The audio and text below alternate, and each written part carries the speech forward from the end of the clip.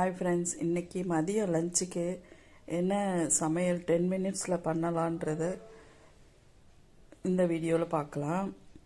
காய்கறிகள்லாம் ரெடியாக அரிஞ்சு வச்சுக்கலாம். தக்காளி, வெங்காயம், அவரைக்காய், கத்திரிக்காய், கொத்தமல்லி, மிளகு, சீரகம் எல்லாமே ரெடியாக பக்கத்தில் வச்சுக்கலாம். புளி, உப்பு போட்டு ஊற வச்சு எடுத்துக்கலாம். கடாயில் எண்ணெய் ஊற்றிட்டு ரசத்துக்கு சீரகம், கடுகு தாளிச்சிக்கலாம். சாம்பாருக்கு கடுகு, உளுத்தம்பருப்பு, காய்க்கு கடுகு, உளுத்தம்பருப்பு தாளிச்சிக்கலாம். காஞ்ச மிளகா சிறிதளவு சேர்த்துக்கலாம். காய்க்கு வெங்காயம், சிறிதளவு தக்காளி சேர்த்துட்டு சாம்பாருக்கு தக்காளி, வெங்காயம் சேர்த்துக்கலாம். ரசத்துக்கு பூண்டு தட்டி சேர்த்துக்கலாம். சாம்பாருக்கு கத்திரிக்காய் வதக்கிக்கலாம்.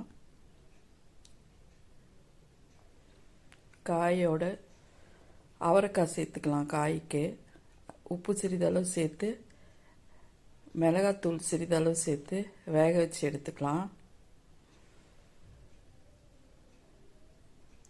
ரசத்துக்கு மிளகு, சீரகம் பொடி, மஞ்சள் பொடி சேர்த்துக்கலாம். பெருங்காயம் சிறிதளவு, சாம்பாருக்கு காய்க்கு சிறிதளவு சேர்த்துக்கலாம். தண்ணி ஊற்றி காய் வேக வச்சுக்கலாம். ரசத்தை கொதிக்க விடலாம். தக்காளியை நல்லா மசிச்சு எடுத்துட்டு சாம்பாருக்கு 2 ஸ்பூன் மிளகாத்தூள் சேர்த்துக்கலாம். தண்ணி ஊற்றி வேக வச்சு எடுத்துக்கலாம். காய் வேகிற அளவுக்கு உப்பு, புளி கரைசலை ரசத்தோட சிறிதளவு சேர்த்துக்கலாம். இது 4 பேருக்கு அளவு. பருப்பு 2 கரண்டி சேர்த்துக்கலாம். ரசத்துக்கு பருப்பு ரசம். ரசம் கொதி வந்ததும் கொத்தமல்லி சேர்த்து இறக்கிடலாம். ரசம் ரெடி ஆயிடுச்சு.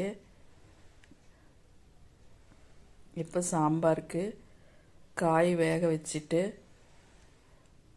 உப்பு, புளி கரைசல் சேர்த்துக்கலாம்.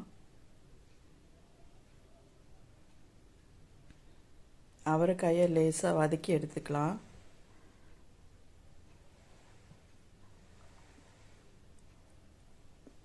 கத்திரிக்காய் வெந்த உடனே உப்பு, புளி கரைசல் சேர்த்துக்கலாம்.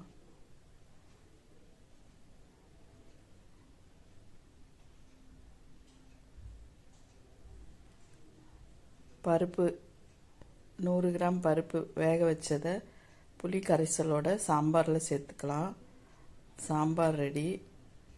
கொத்தமல்லி தழை தூவி எடுத்துக்கலாம். அவரைக்காய்க்கு சிறிதளவு தேங்காய் சேர்த்துக்கலாம். காய் ரெடி. கொத்தமல்லி தழை தூவி சாம்பார் இறக்கிக்கலாம். 10 மினிட்ஸில் இது செய்திடலாம். இந்த சாம்பார், ரசம், காய். சாதம் பருப்பு வேக வச்சு எடுத்துக்கலாம்.